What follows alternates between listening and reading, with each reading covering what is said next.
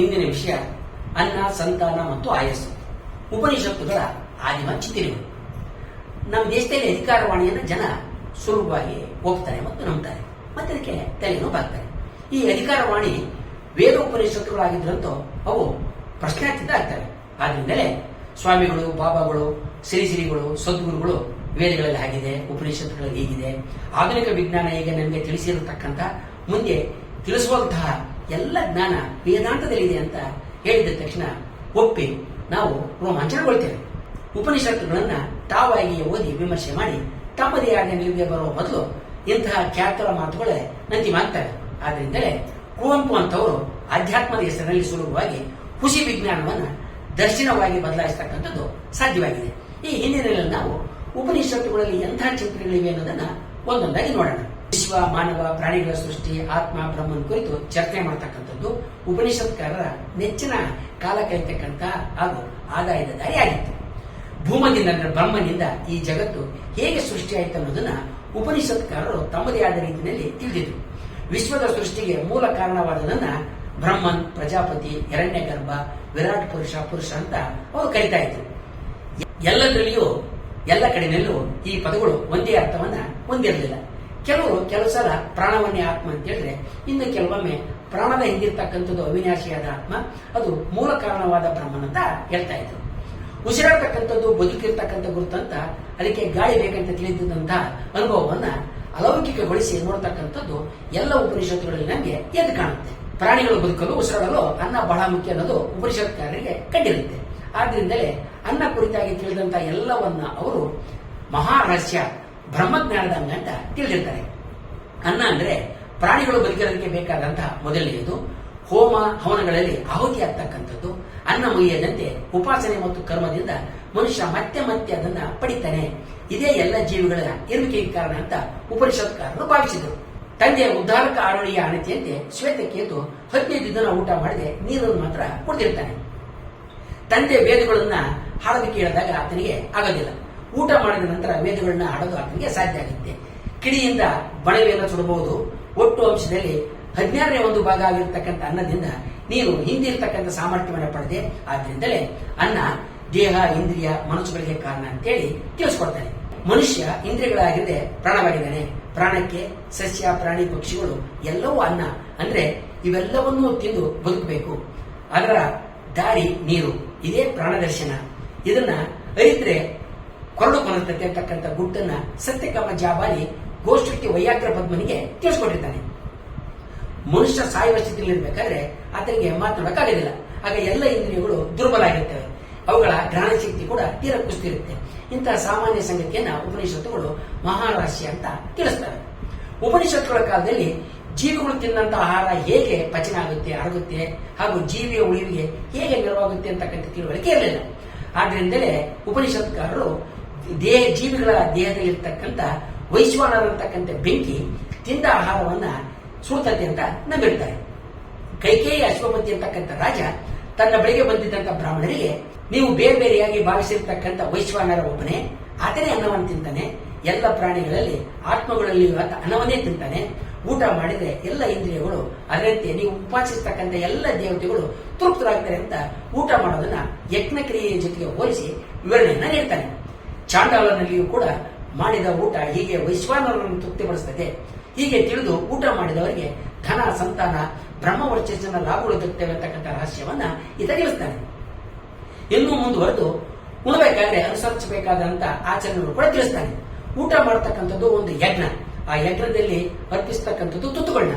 ಮೊದಲನೆಯ ತುತ್ತನ್ನ ಪ್ರಾಣಾಯ ಸ್ವಾಹ, ಎರಡನೆಯದನ್ನ ವ್ಯಾನಾಯ ಸ್ವಾಹ, ಮೂರನೆಯದನ್ನ ಅಪಾನಾಯ ಸ್ವಾಹ, ನಾಲ್ಕನೆಯದನ್ನ ಸಮಾನೀಯ ಸ್ವಾಹ ಹಾಗೂ ಕೊನೆಯದನ್ನ ಉದಾನೀಯ ಸ್ವಾಹ ಅಂತ ಹೇಳ್ತಾ ಊಟ ಮಾಡಬೇಕು ಅಂತ ತಿಳಿಸ್ತಾನೆ. ಹಾಗೆ ಉಂಡ್ರೆ ಪ್ರತಿಯೊಂದು ತುತ್ತಿಗೂ ಒಂದು ಫಲ ಇದೆ.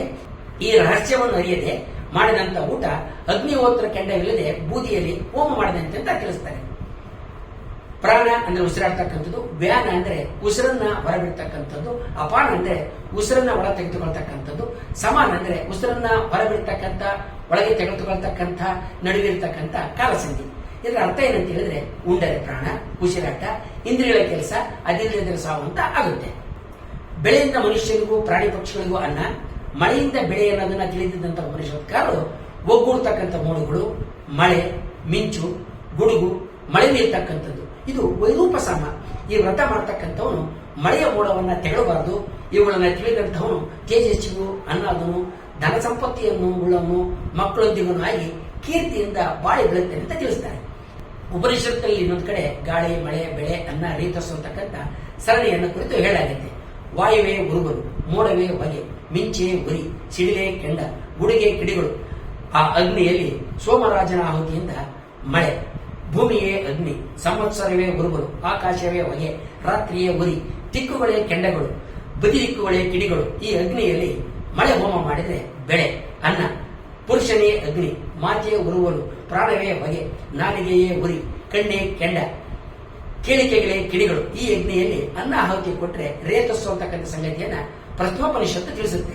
ಇದನ್ನೇ ಐತರೇಯ ಉಪನಿಷತ್ತು ಸ್ವಲ್ಪ ಆಲಂಕಾರಿಕವಾಗಿ ಬೇರೆ ರೀತಿಯಲ್ಲಿ ಹೇಳಿ ಕೊನೆಗೆ ತಲೆಯಲ್ಲಿರ್ತಕ್ಕಂಥ ಬ್ರಹ್ಮರಂಧ್ರದ ಮೂಲಕ ಆತ್ಮ ದೇಹವನ್ನು ಒಕ್ಕಿರ್ತಕ್ಕಂಥ ಗುಟ್ಟನ್ನ ತಿಳಿಸ್ಕೊಡುತ್ತೆ. ಆದ್ರೆ ಮುಂದಿನ ಅಧ್ಯಾಯದಲ್ಲಿನೇ ಇದೇ ಉಪನಿಷತ್ತು ಇದಕ್ಕಿಂತ ಬೇರೆಯಾಗಿ ರೇತಸ್ಸಿನಲ್ಲಿ ಸೇರಿದಂತಹ ಜೀವಾತ್ಮ ಹೆಣ್ಣಿನ ಯೋನಿ ಸೇರುವ ಮೊದಲು ಹುಟ್ಟು ಪಡಿತಕ್ಕಂಥ ಬಗ್ಗೆ ಬೇರೆ ರೀತಿಯಲ್ಲೇ ಹೇಳುತ್ತೆ. ಮಕ್ಕಳ ಹುಟ್ಟಿಗೆ ಕಾರಣವಾದಂತಹ ಲೈಂಗಿಕ ಕೂಡಿಕೆಯು ಕೂಡ ಉಪನಿಷತ್ಕಾರರಿಗೆ ಒಂದು ಯಜ್ಞ ಆಗಿತ್ತು. ಇದನ್ನು ನಾವು ವಾಮದೇವ ಸಾಮಾನ್ಯ ಅಂತಕ್ಕಂಥ ವಿಡಿಯೋದಲ್ಲಿ ಈ ಹಿಂದೆ ನೋಡಿದ್ದೇವೆ. ಆಸಕ್ತರು ಈ ವಿಡಿಯೋ ನೋಡಬಹುದು. ವಿವರಣೆಯಲ್ಲಿ ಅದರ ಕೊಂಡಿಯನ್ನ ಕೊಟ್ಟಿದ್ದೇನೆ. ಯೋನಿ ಅಗ್ನಿಯಲ್ಲಿ ರೇತಸ್ಸು ಆಹುತಿ ಕೊಟ್ಟಾಗ ಬಸಿರು ಉಂಟಾಗ್ತದೆ. ಇದರ ನಂತರ ಮನುಷ್ಯ ಹುಟ್ಟಿ ಬೆಳೆದು ಸತ್ತು ಮತ್ತೆ ಬಂದ ದಾರಿನಲ್ಲಿನೇ ಆಕಾಶ, ವಾಯು, ಹೊಗೆಯಾಗಿ, ಮೋಡವಾಗಿ, ಬೆಳೆಯಾಗಿ ಆ ಬೆಳೆಯನ್ನ ತಿಂದವನ ರೇತಸ್ಸಾಗ್ತಾನೆ. ನೀರು ರೇತಸ್ಸಿಗೆ ಆಧಾರ, ರೇತಸ್ಸಿಗೆ ಹೃದಯವೇ ಆಧಾರ. ಕಾಮದವನ ಹೃದಯ, ಇದರಿಂದಲೇ ರೇತಸ್ಸು ಸಾಗ್ತತೆ. ಮಾತಿನ ಆಧಾರವು ಹೃದಯವೇ ಆಗಿದೆ ಅಂತಕ್ಕಂಥ ಅಭಿಪ್ರಾಯ ಬ್ರಹ್ಮಜ್ಞಾನಿಯಾದ ಯಾಜ್ಞವಲ್ಕ್ಯನದು. ಆದ್ರೆ ಇದೇ ಯಾಜ್ಞವಲ್ಕ್ಯ ಇನ್ನೊಂದ್ಸಲ ಮನಸ್ಸೇ ಕಾಮಕ್ಕೆ ಆಧಾರ ಅಂತ ಹೇಳ್ತಾನೆ. ಉಪನಿಷತ್ಕಾರರ ದೃಷ್ಟಿನಲ್ಲಿ ಸಂತಾನ ಮುಕ್ತಿಗೆ ದಾರಿಯಾಗಿತ್ತು. ಯಾಗ, ಯಜ್ಞ, ಹೋಮ, ಹವನ, ಸೋಮಗಳು ಸಂತಾನವನ್ನು ಕೊಡ್ತಕ್ಕಂಥ ಮಾಧ್ಯಮಗಳಾಗಿದ್ದವು. ಇದನ್ನ ಮನಗಂಡಿದ್ದಂತಹ ಉಪನಿಷತ್ಕಾರನ ಮತ ಹೀಗೆಂತಾನೆ: ರೇತಸ್ಸಿಗೆ ಆಧಾರ ಹೆಂಗಸು. ಮಗನನ್ನ ಬಯಸ್ತಕ್ಕಂಥವನು ಹೆಂಡತಿಯರಿಗೆ ಹೋಗಿ ಲೈಂಗಿಕವಾಗಿ ಒಂದಾಗಿ ಮಕ್ಕಳನ್ನ ಪಡೆಯಲಿಕ್ಕೆ ರಮಿಸಬೇಕು. ಅದಕ್ಕೆ ಸೋಲದಿದ್ದರೆ ಒಡವೆ ಮುಂತಾದ ವಸ್ತುಗಳ ಆಸೆ ತೋರಿಸಬೇಕು. ಅಲ್ಲಿಗೂ ದಾರಿಗೆ ಬರದೇ ಇದ್ರೆ ಕೈ ಅಥವಾ ಕೋಲಿನಿಂದ ಬೇಕಾದಷ್ಟು ಹೊಡೆದು ಇಂದ್ರಿಯ ರೂಪವಾದಂತಹ ನನ್ನ ಯಶಸ್ಸಿನಿಂದ ನಿನ್ನ ಯಶಸ್ಸಿನ ತಿಳಿದುಕೊಳ್ತೀನಿ ಅಂತ ಶಪಿಸಬೇಕು. ಆಕೆ ಯಶೋಹೀನಳಾಗ್ತಾಳೆ. ಆಕೆಗೆ ಮಿಂಡಿದ್ರೆ ಅವನ ಮೇಲೆ ವಿಚಾರ ಮಾಡಿ ಶಪಿಸಿ ಅವನ ಯಶಸ್ಸನ್ನು ಕೂಡ ಕಿತ್ಕೊಳ್ಬೇಕು ಅಂತ ಒಬ್ಬ ಉಪನಿಷತ್ಕಾರ ತಿಳಿಸ್ತಾನೆ. ಉದ್ದಾಲಕ ಆರುಣಿ ತನ್ನ ಮಗ ಶ್ವೇತಕೇತುವಿಗೆ ಸೃಷ್ಟಿಗೆ ಮೊದಲು ಈ ಜಗತ್ತು ಎರಡಿಲ್ಲದ ಒಂದಿಯಾಗಿದ್ದ ಸತ್ತಾಗಿತ್ತು. ಅದು ಹಲವಾಗೋದಕ್ಕೆ ಬಯಸಿ ತೇಜಸ್ಸನ್ನು ಸೃಷ್ಟಿ ಮಾಡಿತು. ತೇಜಸ್ಸಿನಿಂದ ನೀರನ್ನ, ನೀರಿನಿಂದ ಭೂಮಿ ಮತ್ತು ಅನ್ನವನ್ನ ಪಡಿತು. ಇವು ಮೂರು ಸೃಷ್ಟಿಯ ಮೂಲ ಘಟಕಗಳು. ಇವುಗಳಿಂದ ಬೆವರು, ಹಸಿರು, ಕತ್ತಿಯಿಂದ ಹುಟ್ಟತಕ್ಕಂಥ ಪ್ರಾಣಿಗಳು ಕಾಣಿಸಿಕೊಂಡವು. ಸತ್ ವಸ್ತು ಅಂದರೆ ತೇಜಸ್ಸು, ನೀರು, ಭೂಮಿ ಈ ಮೂರನ್ನು ಕೂಡಿಸಿ ಜೀವಾತ್ಮವಾಗಿ ಬದಲಾಗಿ ನಾಮರೂಪಗಳಾಗಿ ವಿಂಗಡಿಸಿತು. ಅರ್ಧ ಭಾಗ ತೇಜಸ್ಸು, ಕಾಲು ಭಾಗ ನೀರು, ಕಾಲು ಭಾಗ ಭೂಮಿ. ಕಾಲು ಭಾಗ ತೇಜಸ್ಸು, ಅರ್ಧ ಭಾಗ ನೀರು, ಕಾಲು ಭಾಗ ಭೂಮಿ.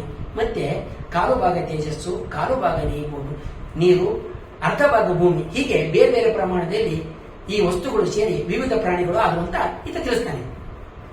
ಬೆಂಕಿ, ಸೂರ್ಯ, ಚಂದ್ರ, ವಿದ್ಯುತ್ ಇವುಗಳಲ್ಲಿರ್ತಕ್ಕಂಥ ಕೆಂಪು, ಬಿಳಿ, ಕಪ್ಪು ಬಣ್ಣಗಳಿಗೆ ಸೃಷ್ಟಿಯ ಮೂಲ ಘಟಕಗಳಿಗೆ ಕಾರಣ. ತಿಂದ ಅನ್ನ ಅರಗಿ ಸ್ಥೂಲವಾದುದು ಮಲ, ಮಧ್ಯಮವಾದುದು ಮಾಂಸ, ಸೂಕ್ಷ್ಮವಾದದ್ದು ಮನಸ್ಸು. ಕುಡಿದ ನೀರಿನಲ್ಲಿ ಸ್ಥೂಲವಾದುದು ಮೂತ್ರ, ಮಧ್ಯಮವಾದುದು ರಕ್ತ, ಸೂಕ್ಷ್ಮವಾದುದು ಪ್ರಾಣಾಗ್ತತೆ. ತಿಂದ ತುಪ್ಪ, ಬೆಣ್ಣೆ, ಎಣ್ಣೆಗಳಲ್ಲಿ ಅಂದರೆ ತೇಜಸ್ಸಿನಲ್ಲಿ ಸ್ಥೂಲವಾದದ್ದು ಎಲುಬು, ಮೂಳೆ, ಮಧ್ಯಮವಾದದ್ದು ಮಜ್ಜೆ, ಸೂಕ್ಷ್ಮವಾದದ್ದು ಮಾತಾಗ್ತತೆ. ಅನ್ನವೇ ಎಲ್ಲದಕ್ಕೂ ಕಾರಣ. ಮನಸ್ಸು ಅನ್ನಮಯ, ಪ್ರಾಣ ನೀರುಮಯ, ಮಾತು ತೇಜೋಮಯ ಅಂತ ಈತ ತಿಳಿಸ್ತಾನೆ. ಇನ್ನು ಮುಂದುವರೆದು ದೇಹ ಸತ್ರು ಕೂಡ ಅದರಲ್ಲಿರ್ತಕ್ಕಂಥ ಜೀವಾತ್ಮ ಸಾಯ್ದು ಕಡಲನ್ನು ಸೇರಿದಂತ ನಂತರ ನದಿಗಳು ಮರೆಯಾಗುವ ರೀತಿಯಲ್ಲಿ ಅರಿಯದಿದ್ರು ಕೂಡ ಎಲ್ಲ ಪ್ರಾಣಿಗಳು ಕೊನೆಗೆ ಸತ್ತು ವಸ್ತುವಿನಲ್ಲಿ ಮರೆಯಾಗ್ತವೆ. ಕಣ್ಣಿಗೆ ಕಾಣದೇ ಇರತಕ್ಕಂಥ ಆಲದ ಬೀಜದಿಂದ ಮರ ಬರೋ ರೀತಿಯಲ್ಲಿ ಸೂಕ್ಷ್ಮದಿಂದ ಬೃಹತ್ ಬಂದಿದೆ. ನೀರಿನಲ್ಲಿ ಕರಗಿರ್ತಕ್ಕಂಥ ಉಪ್ಪು ಕಾಣದೇ ಇರೋ ರೀತಿಯಲ್ಲಿ ದೇಹದಲ್ಲಿರ್ತಕ್ಕಂಥ ಜೀವಾತ್ಮ ಕಾಣೋದಿಲ್ಲ. ಗುರುವು ದಾರಿ ತೋರದೆ ಸರಿಯಾದ ದಿಕ್ಕಿನಲ್ಲಿ ಹೋಗಲಾಗದು. ಸೂಕ್ಷ್ಮವಾದ ಮೂಲದಿಂದ ಈ ಜಗತ್ತೆಲ್ಲ ಬಂದಿದೆ. ಅದೇ ಆತ್ಮವಾಗಿದೆ, ಅದೇ ಸತ್ಯ, ಅದೇ ನೀನು ಅಂತ ಪದ್ಯ ಮಾಡ್ತಾನೆ. ಯಾಜ್ಞವಲ್ಕ್ಯನ ದೃಷ್ಟಿನಲ್ಲಿ ಮಾತು ಪ್ರಾಣ, ಕಣ್ಣು ಶ್ರೋತ್ರ, ಮನಸ್ಸು ಹೃದಯ, ಬ್ರಹ್ಮ ಅಂತ ಉಪಾಸನೆ ಮಾಡಬೇಕಂದಂತ ತತ್ವಗಳು. ಈ ರಹಸ್ಯವನ್ನ ಹಿರಣ್ಯ ಗರ್ಭ ಮನುವಿಗೂ ಮನು ಪ್ರಜೆಗಳಿಗೂ ಉದ್ಧಾರಕ ಅರುಣಿ ತನ್ನ ಹಿರಿಯ ಮಗನಿಗೂ ತಿಳಿಸಿಕೊಟ್ಟಿರ್ತಾರೆ.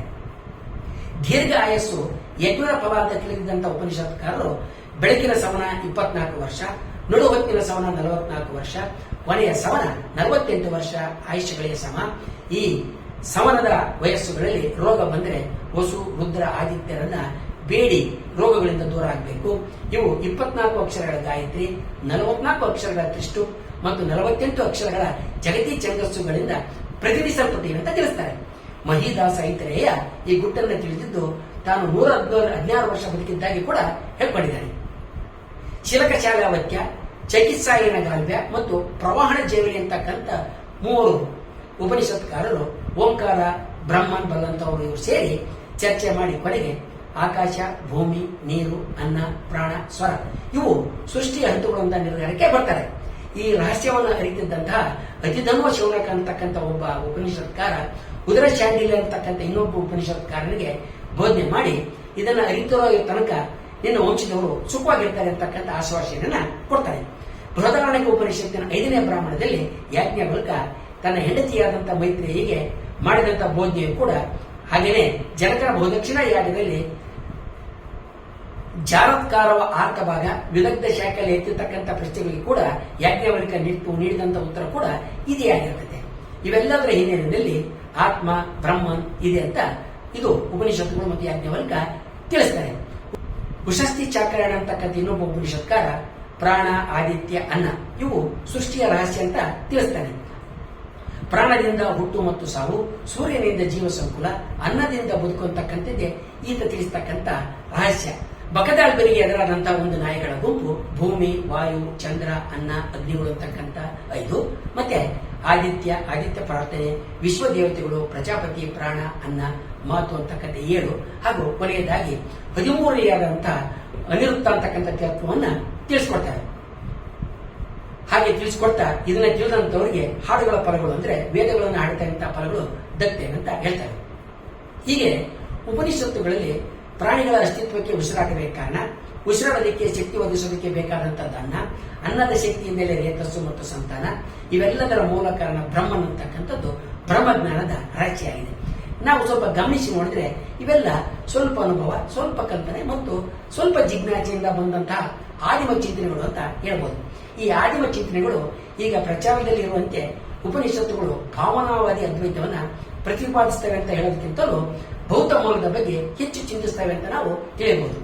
ಮುಂದಿನ ವಿಡಿಯೋದಲ್ಲಿ ನಾವು ವಿಶ್ವ ಸೃಷ್ಟಿಯ ಬಗ್ಗೆ ಉಪನಿಷತ್ತುಗಳು ಹೊಂದಿದ್ದಂತಹ ಇನ್ನಿತರ ಆದಿಮ ಚಿಂತನೆಗಳ ಬಗ್ಗೆ ತಿಳ್ಕೊಳ್ಳೋಣ.